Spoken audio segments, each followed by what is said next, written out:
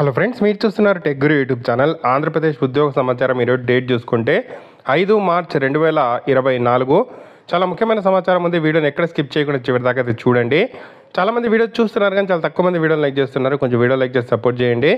ఇంకా ఎవరైనా మన ఛానల్ని సబ్స్క్రైబ్ చేసుకోకపోతే వెంటనే సబ్స్క్రైబ్ చేసుకోండి. మన టెలిగ్రామ్ గ్రూప్ లింక్ కింద డిస్క్రిప్షన్లో ఇస్తాను, జాయిన్ అవ్వండి. అక్కడ కూడా జాబ్ అప్డేట్స్ లభిస్తూ ఉంటాయి.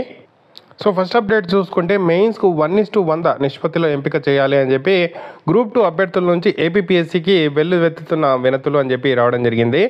సో మీరు కూడా ఒక పోస్ట్ కార్డు మీద ఏపీపీఎస్సీ అడ్రస్తో 1:100 ఎవరికైతే కావాలి అని చెప్పి కోరుకుంటున్నారో వాళ్ళందరూ కూడా వినతులు అయితే పంపించండి.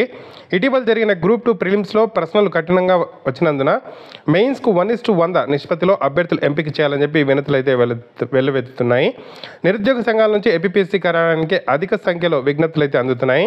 ప్రకటించిన పోస్టుల సంఖ్య అనుగుణంగా ఒక్కో పోస్టుకి 50 మందిని గ్రూప్ 2 మెయిన్స్కు ఎంపిక చేయాలని చెప్పి ప్రభుత్వం అయితే భావిస్తోంది. ఈ సంఖ్యను 100కు పెంచాలని చెప్పి అభ్యర్థులు ప్రభుత్వాన్ని అయితే డిమాండ్ చేస్తున్నారు. నోటిఫికేషన్ అనంతరం పరీక్షకు సమయం తక్కువగా ఉందని చెప్పి పుస్తకాలు వెంటనే మార్కెట్లోకి రాలేదని చెప్పి వారు చెప్తున్నారు.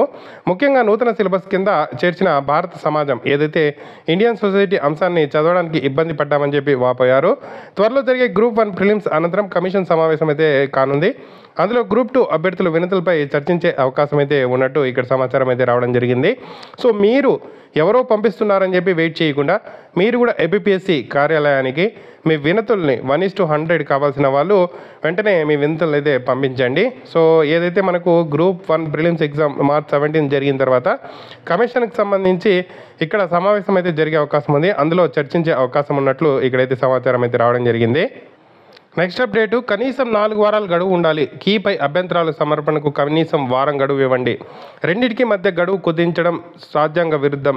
టెట్ టీఆర్టీలపై హైకోర్టు తీర్పు. పరీక్ష షెడ్యూల్ మార్పునకు ఆదేశం. ఈ ఆదేశాలు ఎస్జిటి అభ్యర్థులకే వర్తిస్తాయని చెప్పి న్యాయస్థానం అన్నట్టు ఇక్కడ మనకు ఒక సమాచారం అయితే రావడం జరిగింది. సో ఏదైతే ఎస్జిటి ఎగ్జామ్కి సంబంధించి గడువును 4 వారాలను పెంచండి అని చెప్పి ఇక్కడైతే హైకోర్టు అయితే ఏదైతే ఎడ్యుకేషన్ డిపార్ట్మెంట్ వాళ్ళకు ఆదేశాలు అయితే ఇవ్వడం జరిగింది. దానికి అనుగుణంగా ఇక్కడ మనకు షెడ్యూల్ అయితే మారే అవకాశం అయితే ఉంది. సో ఎటువంటి అప్డేట్ వచ్చినా దీనికి సంబంధించి చెప్తాను. నిన్న కోర్టు కేసుకు సంబంధించిన డీటెయిల్ ఇన్ఫర్మేషన్ని ఈరోజు పేపర్లో అయితే వేయడం జరిగింది. ప్రస్తుతం ఉన్న కాల వ్యవధి తక్కువ అని చెప్పి ఇక్కడైతే హైకోర్టు అయితే అభిప్రాయపడడం జరిగింది. సో ఇంతకుముందు 60 రోజులు 2018 నోటిఫికేషన్లో 60 రోజులు సమయం ఇచ్చారు. సో ఇప్పుడు ఇంత త్వరగా ఎందుకు పెడుతున్నారు అన్నట్టు ఇక్కడ గుర్తు చేస్తూ అధికారులకు అయితే ఆదేశాలు అయితే ఇవ్వడం జరిగింది.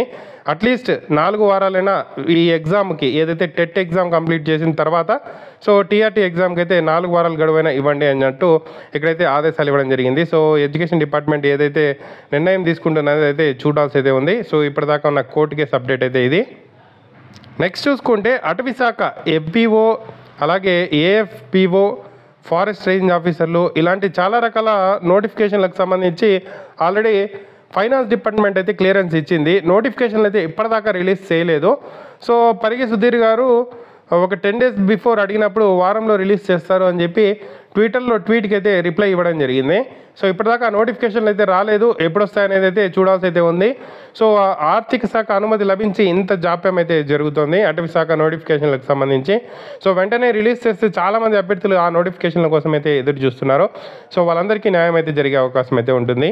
సో ఇది అప్డేటు. సో ఎటువంటి సమాచారం తెలిసినా మీకైతే మన టెలిగ్రామ్ గ్రూప్లో కానీ మన యూట్యూబ్ ఛానల్లో కానీ వస్తుంది. రెగ్యులర్గా ఫాలో అవ్వండి. తప్పకుండా వీడియోని అయితే లైక్ చేసి షేర్ చేయండి. Thank you for watching.